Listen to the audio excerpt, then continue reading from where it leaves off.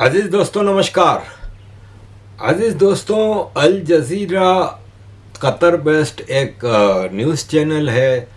Mostly उम्मा का champion बनता है और भारत के खिलाफ अक्सर गलत खबरें लगाता है। लेकिन अभी एक हैरत अंगेज चीज़ हुई कि इसने एक खबर में नक्शा जो लगाया ना, उसमें जम्मू कश्मीर पीओके गिलगित बल्तिस्तान पाकिस्तान में नहीं दिखाया।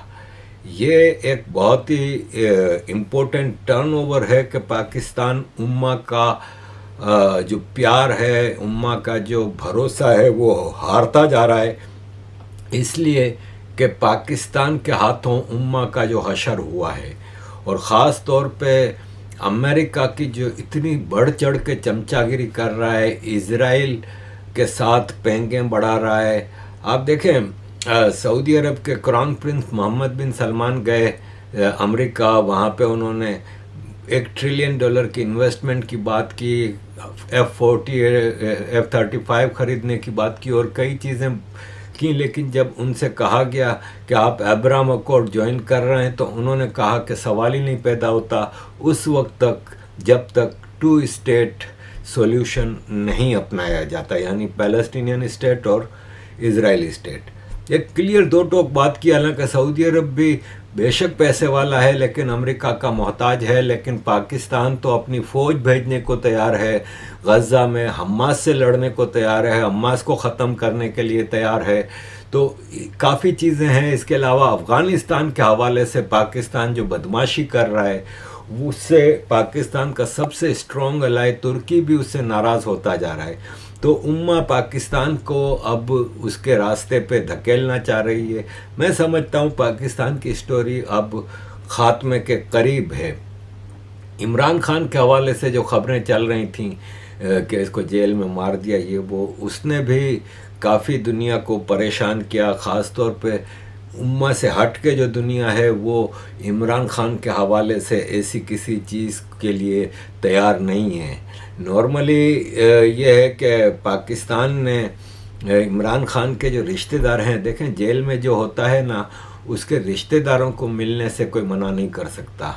इमरान खान के जो केपी के चीफ मिनिस्टर हैं वो 50 बार जेल जा चुके हैं, लेकिन उनको एक बार भी मिलने नहीं दिया गया। हालांकि वो इमरान खान की पार्टी के चीफ मिनिस्टर हैं केपी के।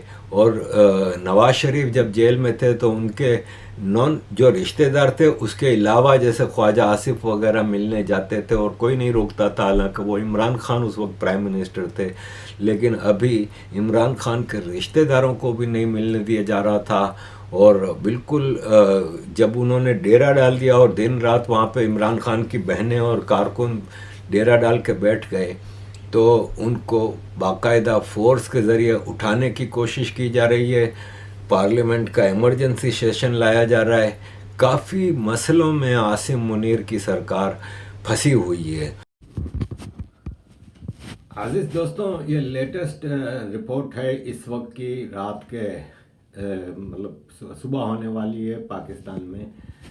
पीटीआई के लोग मुसलसल अडियाला जेल के बाहर बैठे हैं। कहा यह जा रहा है कि इमरान खान को किसी गुप्त स्थान पे ट्रांसफ़र कर दिया गया है, जबकि 22 दिन हो गए हैं इमरान खान से किसी की मुलाकात नहीं हुई। और ये जो अफवाह मुसलसल फैल रही है कि इमरान खान को मार दिया गया है जेल में, इसलिए इसको ज़्यादा ज़ोर मिल रहा है इस अफवाह को कि अभी तक आर्मी ने इस सिलसिले में कोई मुलाकात नहीं करवाई। अगर इतनी तेज़ी से अफवाह फैल रही है तो मुलाकात करा देनी चाहिए थी, लेकिन नहीं कराई जा रही। और दूसरा इसमें यह है कि आर्मी के लोग डायरेक्ट फायरिंग कर रहे हैं पीटीआई के लोगों के ऊपर, उनको ख़त्म करने पे। आपको याद होगा कि भारत में पाकिस्तान के प्रॉक्सीज एक नारा लगाते थे कि हम लेके रहेंगे आज़ादी, तुम्हें देनी पड़ेगी आज़ादी। तो अब कारमा बड़ी बुरी चीज़ है भाई। अब वो नारे इस वक्त इस्लामाबाद और लाहौर में लग रहे हैं। हम लेके रहेंगे तेरा बाप मिलेगा, तुम कैसे लगोगे जब तुमने ना दी तो छीन के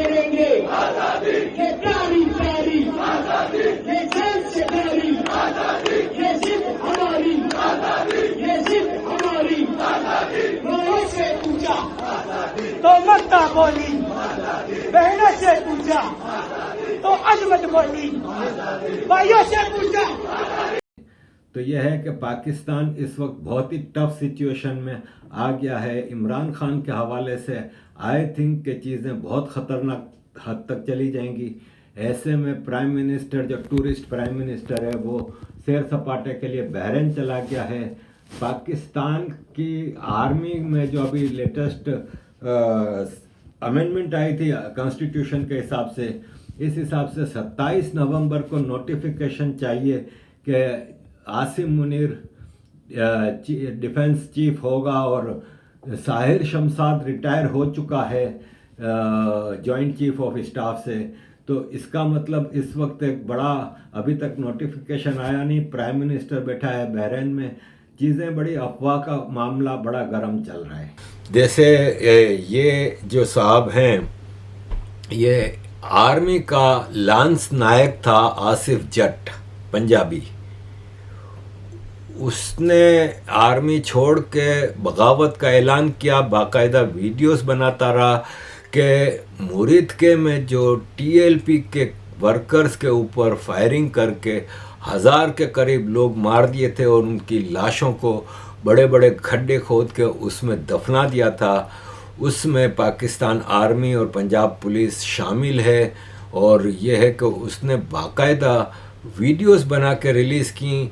इवन बीबीसी ने भी ये खबर दी थी कि हमारे साथ उसने वीडियो कॉल में इंटरव्यू में बताया था कि हाँ, मार दिया था मुरीद के में सैकड़ों टीएलपी के वर्कर्स को। उसको जब इसने इस हद तक किया कि वीडियोस बनाने लगा और सब कुछ किया, तो फिर आसिम मुनीर के गुंडे फौजी फैसलाबाद के इलाके समुंदरी में गए। वो उस वक्त मस्जिद में नमाज पढ़ रहा था। मस्जिद को चारों तरफ से घेर के उसको फायरिंग करने इसके ऊपर शुरू की ना जब, तो उसने जवाबी फायरिंग की जिसमें एक फ़ौजी को मार दिया, लेकिन फिर खुद भी मारा गया। उसको मारने के बाद इसकी लाश भी इसके रिश्तेदारों को नहीं दी और खुद ही दफन कर दी। पाकिस्तान में इस वक्त इस हद तक ह्यूमन राइट्स और सिविल लिबर्टीज़ नाम की अब कोई चीज़ नहीं बची। सिर्फ मुर्दार लोग, ख़ास तौर पे जैसे कराची के लोग हैं, वही इस वक्त चुपचाप जुल्म बर्दाश्त कर रहे हैं, वरना हर तरफ हाहाकार मचा हुआ है। लाहौर के दाता दरबार पे एक पुलिस वाले ने एक लड़के को थप्पड़ मार दिया, तो पब्लिक ने जो हशर किया पुलिस का, और चारों तरफ से पब्लिक ने पुलिस का ऐसा बेड़ा गर्क किया कि पुलिस को भागना पड़ा। अब ऐसे सीन्स आपको पूरे पाकिस्तान में मिलेंगे। खाली बलूचिस्तान और केपी तक नहीं रहेगा मामला, अब पंजाब, पीओके, गिलगित बल्तिस्तान, हर जगह आपको ऐसे मामलात मिलेंगे। पाकिस्तान की फ़ौज इस वक्त कुत्ते की तरह मारी जा रही है और चारों तरफ से पाकिस्तानी फ़ौज का हशर ख़राब है। ये आप देखें कि एक रिपोर्ट आई है कि पाकिस्तान में सिक्योरिटी फोर्सेस के 1100 लोग मारे गए हैं 2025 में। सिर्फ 2025 में 1100 फौजी मारे गए हैं। आप अंदाज़ा लगाएं कि ये जंगों में भी इतने लोग नहीं मारे जाते। ये जंग नहीं है, अपने ही लोगों के साथ इनकी टसल में ये मारे गए हैं। जिसकी मामूली मिसाल ये है कि आज से एक हफ्ते पहले वज़ीरिस्तान में 9 फौजी, जिसमें मेजर आसिफ भी शामिल था, वो मारा गया था। पाकिस्तान आर्मी, जिसको कि आसिम मुनीर ने अभी ऐलान किया था कि यह अल्लाह की फ़ौज है, ये अल्लाह की फ़ौज अपने ही अल्लाह के मुसलमानों का कत्लेआम कर रही है पूरे पाकिस्तान में। ये कैसी अल्लाह की फ़ौज है जो भारत के आगे 93,000 अपनी पतलून उतार के अल्लाह के फ़ौजी खड़े हो गए। ये किस किस्म की अल्लाह की फ़ौज है? पाकिस्तान के जो स्ट्रेटेजिक एसेट्स हैं ना, जो इसके टेररिस्ट, उनको तो नामालूम अफराद मारे जा रहे हैं, मुसलसल उनको कत्लेआम कर रहे हैं। ये आपके सामने जो चार्ट है, इसमें 16 टॉप के टेररिस्ट जिसमें नजर और जो हैं ये सब पाकिस्तान के स्ट्रेटेजिक एसेट्स हैं, इनका सफाया किया था। अभी रिसेंटली आईसिस खुरासान, जिसके ऊपर आरोप लगा रही है अफ़गानिस्तान की तालिबान सरकार कि उनके टेररिस्टों को पाकिस्तान की आर्मी ट्रेनिंग दे के, हथियार दे के अफ़गानिस्तान में टेररिज्म करने के लिए भेज रही है और उनको इंडिया के लिए भी तैयार कर रहे हैं। उनका एक सीनियर कमांडर बुरहान, जिसको जैद के नाम से भी जाना जाता था, उसको अख्तराबाद पंजाब में किसी नामालूम अफराद ने कत्ल कर दिया। और ये है कि ये एक सीनियर कमांडर था जो कि पाकिस्तान के पंजाब से ऑपरेट कर रहा था। ये कारी फताह और अबू बकर जो कि आईसिस के टॉप लीडर हैं, उनके बहुत करीब था। ये चीज़ें इस वक्त पाकिस्तान का हशर ख़राब कर रही हैं। दूसरी तरफ पाकिस्तान अफ़गानिस्तान से पंगे ले रहा है। आप यकीन माने कि अभी पाकिस्तान की आर्मी ने बन्नू में अटैक करके, अपने ही बन्नू पाकिस्तान का शहर है केपी का, उस पर अटैक करके बमबारी की और वहाँ पे 5 साला बच्ची भी मारी गई। और जब उसके वर्सा फोर्सेस के सामने जाके प्रोटेस्ट करने लगे तो फोर्सेस ने फायरिंग करके 5 और लोगों को मार दिया, जिसमें एक माँ बेटी भी मारी गई। और ये कंफर्मेशन किसी और ने नहीं, केपी के चीफ मिनिस्टर ने की है। अब DGISPR जो पाकिस्तान का है, जो टेररिस्ट बशीर का बेटा है, अलकायदा के टेररिस्ट बशीर का बेटा है, वो अपने स्ट्रेटेजिक एसेट्स जो हैं, इसके जो टेररिस्ट हैं, उनके साथ खुल के मुलाकातें कर रहा है, उनसे जप्पियाँ पप्पियाँ ले रहा है और मदरसों में जाके बाकायदा अब स्पीचेस करने लगा है। क्योंकि इनकी नज़र में पाकिस्तान आर्मी का जो ये मदरसा सेक्टर है, जहाँ से इनके सारे टेररिस्ट वो ट्रेन करते हैं, वो उनकी सेकंड लाइन ऑफ डिफेंस है। और इस वक्त पाकिस्तान चारों तरफ से एक मुश्किल हालात में है। ऐसे में ये अपने इन टेररिस्टों को खुश कर रहा है। इसने वहाँ पे स्पीच की कि हम इन स्मगलरों को ख़त्म कर देंगे और हम अफ़गानिस्तान को ख़त्म कर देंगे और टेररिस्टों को ख़त्म कर देंगे वगैरह वगैरह। तो केपी के चीफ मिनिस्टर सुहेल आफरीदी ने कहा कि भाई साहब, ये जो टेररिज्म है कौन करवा रहा है, ये किसने ये सारे टेररिस्ट क्रिएट किए। फिर इसके अलावा आप कहते हैं कि हमें ये कर देंगे वो कर देंगे, तो आप क्या समझते हैं कि आपकी इस फजूल किस्म की प्रेस कॉन्फ्रेंसों से हम डर जाएंगे? तुम लोग दिमाग के छोटे लोग हो। अगर वादी तीरा में मुंशियात की ड्रग्स की स्मगलिंग हो रही है तो उसका पेट्रोनेज कौन कर रहा है? गैर कानूनी सिगरेटों की इंपोर्ट कौन कर रहा है? ईरानी पेट्रोल की इंपोर्ट कौन कर रहा है?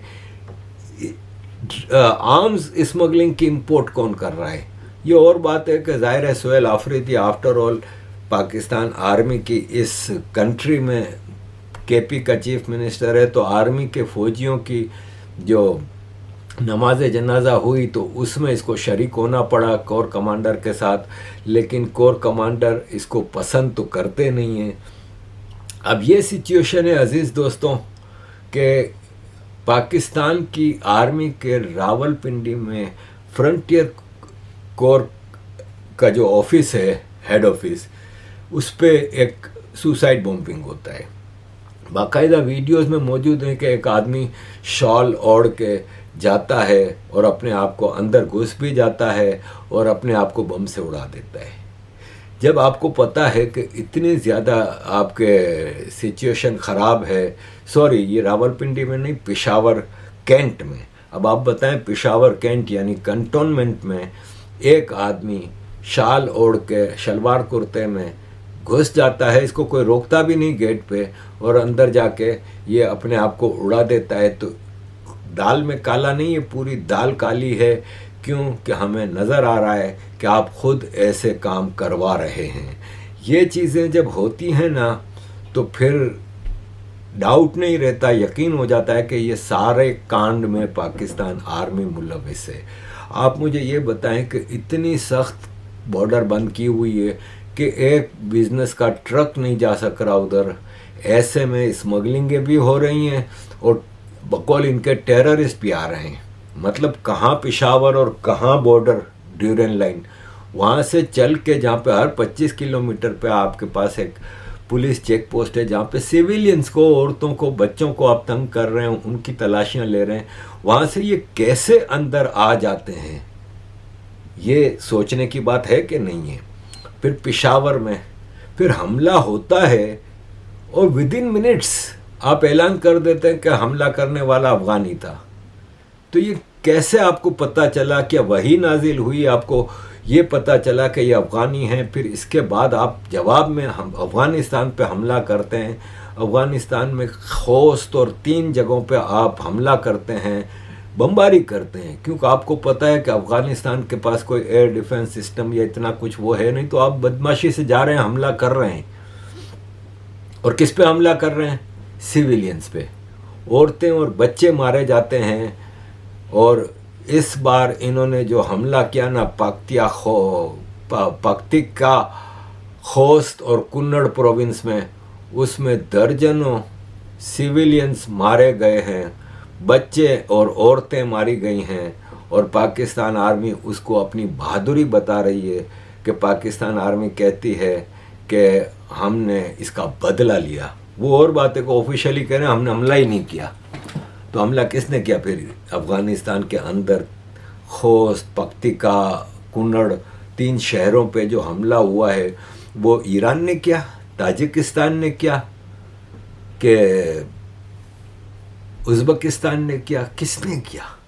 अफ़गानिस्तान का किसी और से पंगा नहीं है। अफ़गानिस्तान की 6 मुल्कों से बॉर्डर मिलते हैं, किसी से कोई मसला नहीं है, किसी को कोई शिकायत नहीं। अफ़गानिस्तान से कोई एक कंट्री नहीं कह रहा कि अफ़गानिस्तान से टेररिस्ट हमारे मुल्क में आ रहे हैं या स्मगलिंग हो रही है, कोई नहीं कह रहा।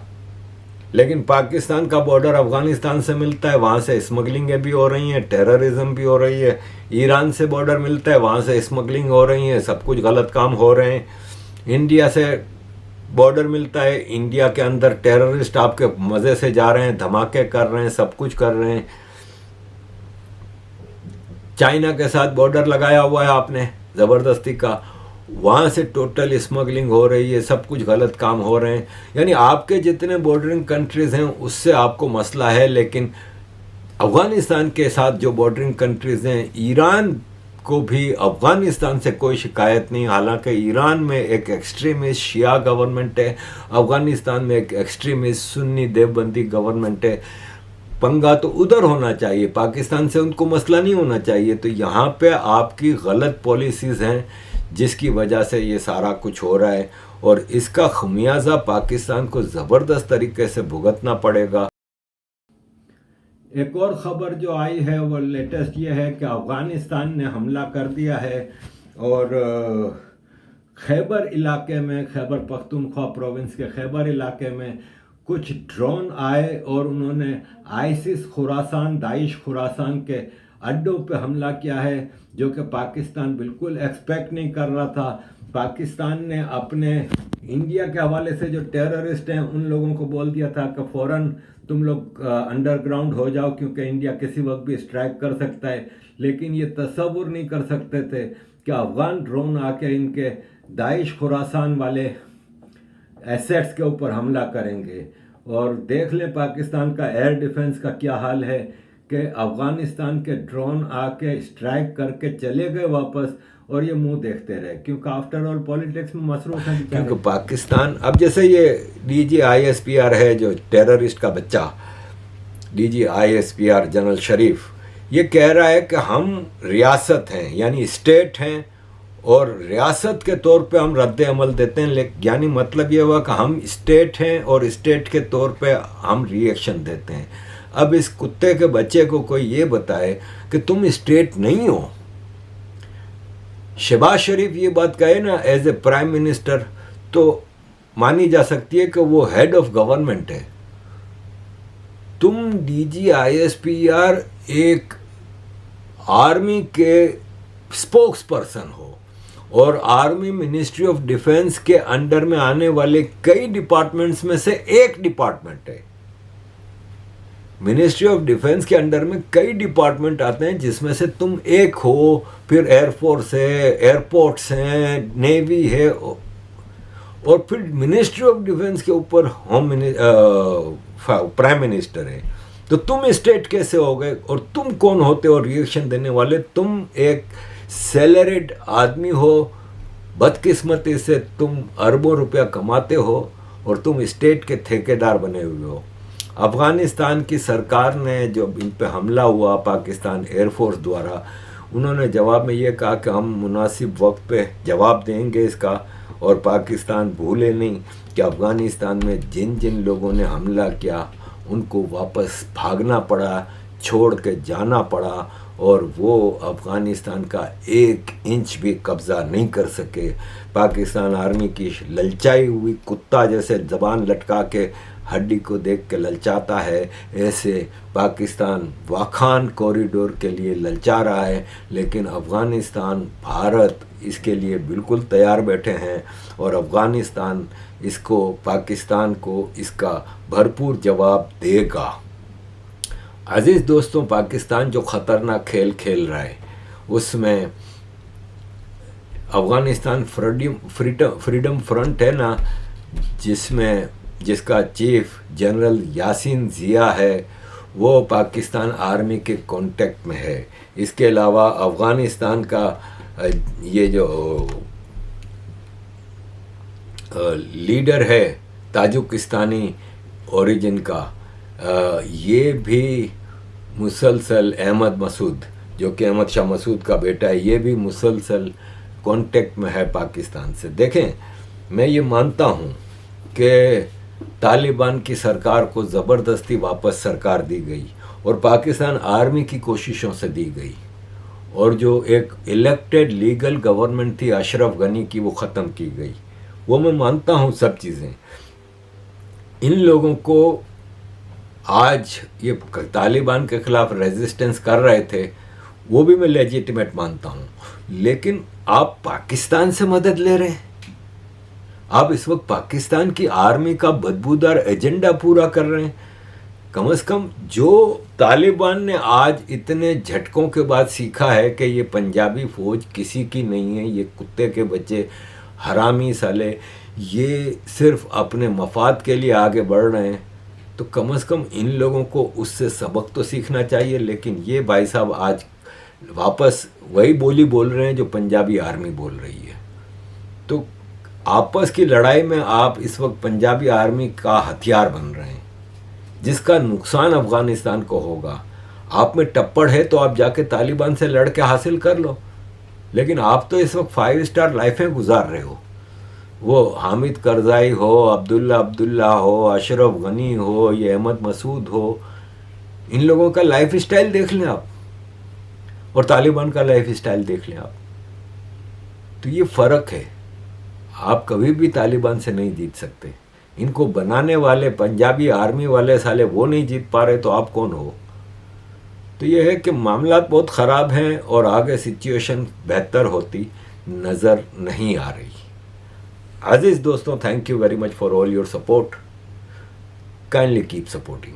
We want freedom, liberty, democracy, and we want justice, just like anybody else, any other human being across the world. But unfortunately, that has been taken away from us. Our girls cannot go to school. Women are not allowed to go to school. They're not allowed to go to work. They're not allowed to go outside without a male guardian.